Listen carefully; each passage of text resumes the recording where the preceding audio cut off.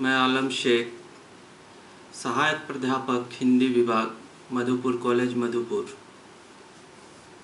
यह व्याख्यान हमारे महाविद्यालय के यूजी हिंदी कोर सेमेस्टर 3 के विद्यार्थियों के लिए है। आज का टॉपिक है हिंदी उपन्यास का विकास क्रम। यह व्याख्यान इस टॉपिक पर आज दूसरा वीडियो है, अर्थात इस टॉपिक का यह वीडियो पार्ट 2 है। हम लोग पहले वाले वीडियो पर हिंदी उपन्यास के प्रथम अवस्था, जिसमें हम लोग सन 1880 से 1900 ईस्वी तक के उपन्यास का अध्ययन किया। हिंदी उपन्यास के द्वितीय अवस्था, जिसमें हम लोग सन 1900 से 1915 तक के उपन्यासों का अध्ययन किया।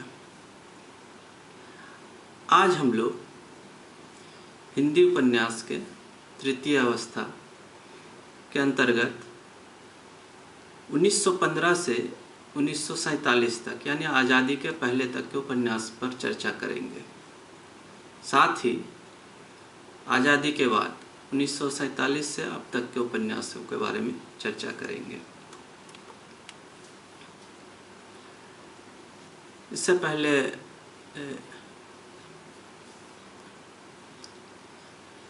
कि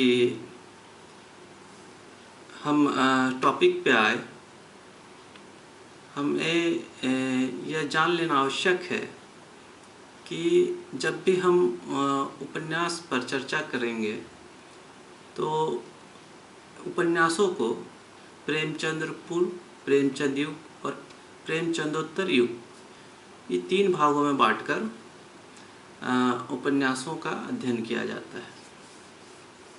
चूँकि हम लोगों को गहन अध्ययन करना था, इसलिए पार्ट बाय पार्ट हम लोग हिंदी उपन्यास के विकास क्रम पर चर्चा कर रहे हैं। तो हिंदी उपन्यास के जो तृतीय अवस्था 1915 से हम लोग 1947 तक के उपन्यास को लेते हैं। इसमें हम देखते हैं कि हिंदी उपन्यास के पूर्ण विकास या अभूतपूर्व विकास की अवस्था इसे कह सकते हैं। प्रेमचंद का आविर्भाव इसी युग में हुआ और उन्होंने सामाजिक उपन्यास को चरमोत्कर्ष प्रदान किया। इस युग में समाज की मान्यताओं में अनेक परिवर्तन आए। तदनुसार इस युग के सामाजिक उपन्यास भी प्रभावित हुए। जासूसी, तिलिस्मी, अय्यारी उपन्यासों की परंपरा प्रायः निशेष हो गई थी और सामाजिक उपन्यासों में समाज की व्याख्या को स्थान मिल रहा था। इस युग के प्रमुख उपन्यासकार हम जानते हैं प्रेमचंद है। उन्होंने अपने उपन्यास में यथार्थ एवं आदर्श का सुखद समन्वय प्रस्तुत किया तथा प्रगतिशील दृष्टि को बल प्रदान किया। उन्होंने शोषित वर्ग का सजीव चित्रण किया तथा उनकी समस्याओं को वाणी प्रदान की। उन्होंने ग्रामवासिनी भारत माता के ऐसे चित्र प्रस्तुत किए जो समाज को आश्चर्यजनक विदित हुए। उनके उपन्यास वस्तुतः गांधी युग का सामाजिक इतिहास बन गया और जनता ने उन्हें भरपूर आदर प्रदान किया। प्रेमचंद के उपन्यासों में प्रेमाश्रम, सेवा सदन, कर्मभूमि, रंगभूमि तथा गोदान विशेष रूप से उल्लेखनीय है। इस युग में प्रेमचंद के अतिरिक्त कई श्रेष्ठ उपन्यासकारों का आविर्भाव हुआ। प्रसाद ने तितली तथा कंकाल लिखे, कौशिक ने भिखारिणी तथा माँ, चतुरसेन शास्त्री ने हृदय की आस, पांड्यबेचन शर्मा उग्र ने दिल्ली का दलाल, सरकार तुम्हारी आंखों में आदि महत्वपूर्ण उपन्यास लिखे। इस युग में भगवती चरण वर्मा ने चित्रलेखा, टेढ़े मेढ़े रास्ते, वृंदावन लाल वर्मा ने गढ़कुंडा, संगम, लगन, राजा राधिका रमन प्रसाद सिंह के सूरदास, टूटा तारा आदि उपन्यास लिखे गए।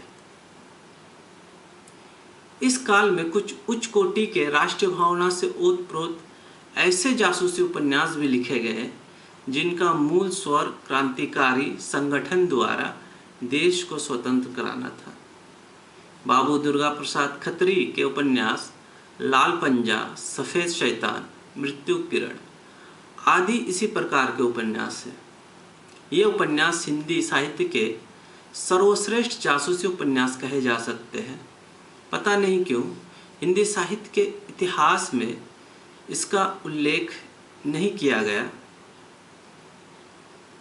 सारांश यह है कि इस युग के उपन्यास एक नई चेतना को लेकर आगे बढ़ रहे थे।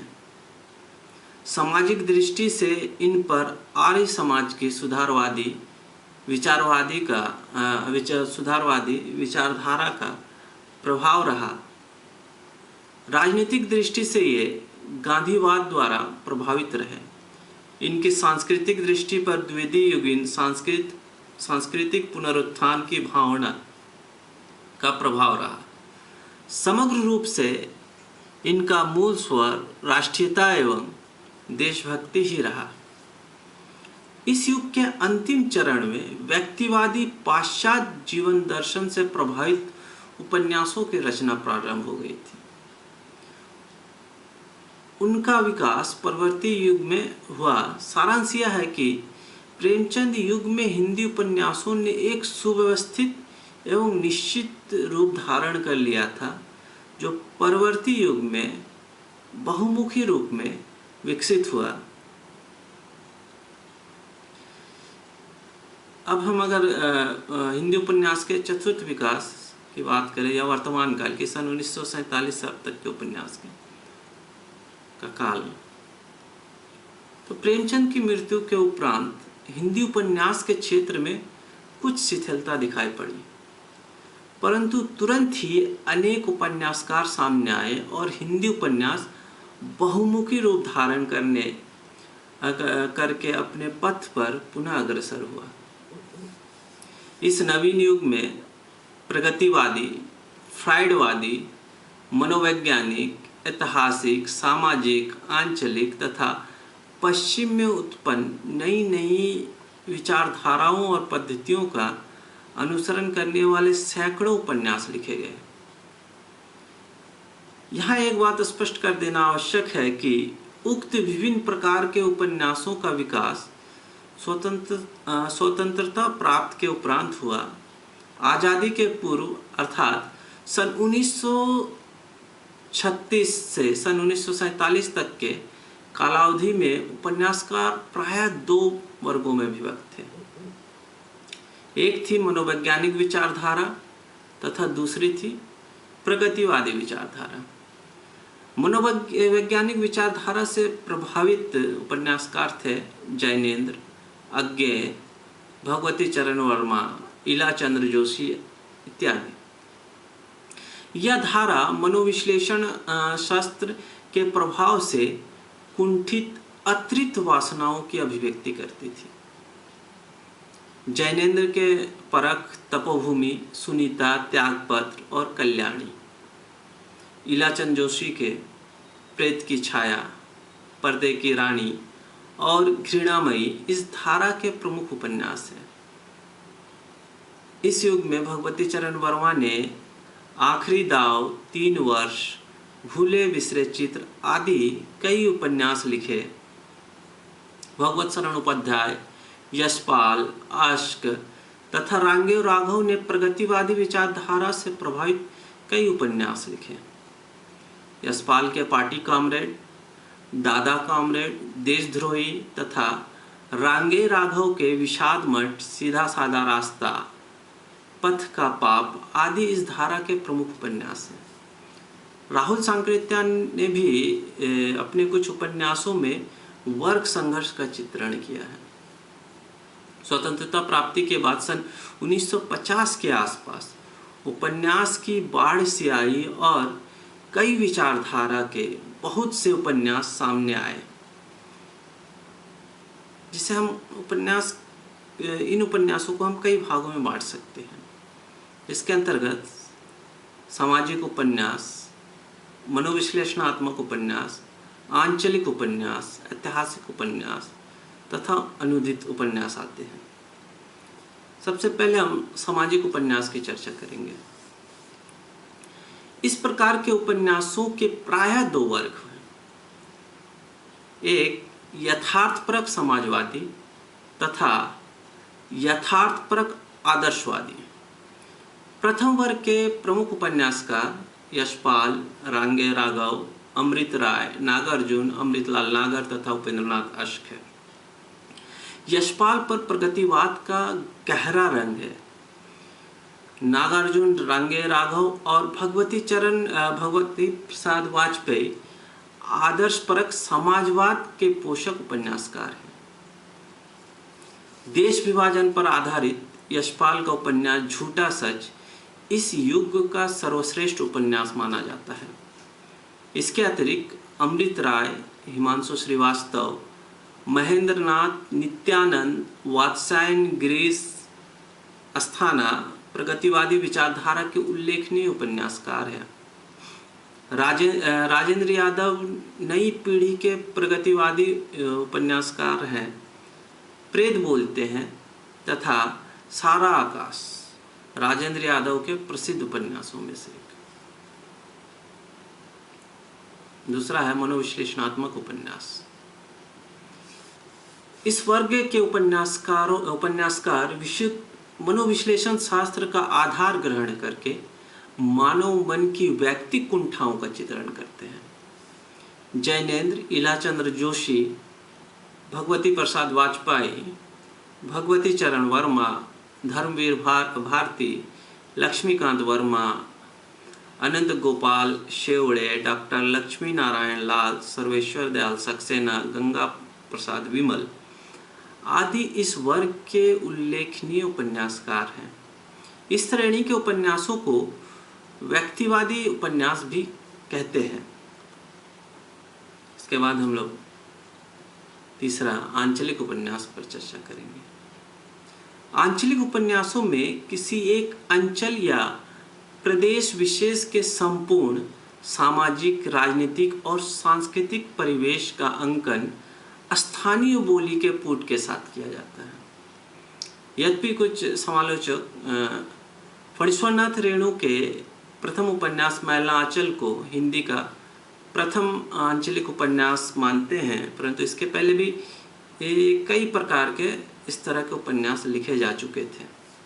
निराला का बिल्लेसुर बकरिया, अमृतलाल नागर का सेठवा के मल और तथा नागार्जुन के उपन्यासों में हम लोग आंचलिकता की छाया देख सकते हैं। रांगे राघव ने भी आंचलिक उपन्यास लिखे। कब तक पुकारूं तथा धरती मेरा घर। अमृतलाल नागर के बूंद और समुद्र, उदय शंकर भट्ट के सागर, लहरें और मनुष्य, देवेंद्र सत्यार्थी ने ब्रह्मपुत्र, भैरव प्रसाद गुप्त ने गंगा मैया का चौरा तथा लक्ष्मी नारायण लाल ने बया का घोषला आदि आंचलिक उपन्यास लिखे हैं। रेणु जी के उपन्यास की दृष्टि सामंतवाद की समर्थक रही है। अन्य आंचलिक उपन्यासकारों का दृष्टिकोण सामाजिक यथार्थवादी रहा है, जिसमें सामान्य जनता की अदम जिजीविषा की भावना मुखरित हुई है। इनके अलावा उदय शंकर भट्ट, शैलेश मटियानी, श्यामू सन्यासी, बलवंत सिंह, कैलाश कात्यायन, रामदरस मिश्र, राजेंद्र अवस्थी, वीरेंद्र नारायण, महंत धनराज ने भी आंचलिक उपन्यास लिखे हैं। आंचलिक उपन्यासों में अंचल विशेष के जनजीवन का ऐसा विस्तृत यथार्थवादी चित्रण है कि उसमें वर्णित समस्त अंचल अपने संपूर्ण परिवेश के साथ साकार हो उठता है। इन उपन्यासों में पात्र गौण रहते हैं तथा परिवेश प्रधान रहता है। इसके बाद अगर ऐतिहासिक उपन्यास की चर्चा करें तो प्रेमचंद युग के उपरांत हिंदी में ऐतिहासिक उपन्यासों की परंपरा विकसित हुई। वृंदावन लाल वर्मा प्रेमचंद युग में ही गढ़कुंडार और विराटा की पद्मिनी लिखकर ख्याति अर्जित कर चुके थे। परवर्ती काल में कई ऐतिहासिक उपन्यास लिखे। झांसी की रानी, मृगनयनी, कचनार, माधवजी सिंधिया, टूटे काटे, अहिल्याबाई, भवन विक्रम, मुसाहिब जू आदि। इनके उपन्यासों में चित्रित युग का सामाजिक जनजीवन अपने संपूर्ण रूप में मुखर हो जाता है। इन्हें यथार्थवादी ऐतिहासिक उपन्यासकार कह सकते हैं। वर्मा जी हिंदी के सर्वश्रेष्ठ ऐतिहासिक उपन्यासकार हैं। आचार्य चतुरसेन शास्त्री, रांगे राघव, राहुल सांकृत्यायन, अमृतलाल नागर, चंद्रशेखर शास्त्री, यादवेंद्र शर्मा चंद्र आदि ने ऐतिहासिक उपन्यासों के क्षेत्र में पर्याप्त ख्याति अर्जित की है। डॉक्टर हजारी प्रसाद द्विवेदी ने अत्यंत कलात्मक शैली में 3 ऐतिहासिक उपन्यास लिखे हैं। बाणभट्ट की आत्मकथा, पुनर्नवा तथा चारुचंद्र लेख। द्विवेदी जी ने साहित्यिक रचनाओं के आधार पर तथा कल्पना के संतुलित प्रयोग द्वारा ऐतिहासिक उपन्यास लिखने का सर्वप्रथम सफल प्रयत्न किया है। कई अन्य लेखकों ने भी इस दिशा में अच्छा काम किया है। यादवेंद्र शर्मा चंद्र ने सन्यासी और सुंदरी, वाल्मीकि त्रिपाठी ने जय विजय, सत्ता आदि, श्री राम शर्मा ने देव और दानव, सत्यकेतु विद्यालंकार ने आचार्य जैसे उपन्यास लिखे। यह थी हिंदी उपन्यास का संपूर्ण विकास क्रम, जिसमें हम लोगों ने 1880 से लेकर अब तक के उपन्यासों की चर्चा की है। आज के लिए इतना ही। धन्यवाद।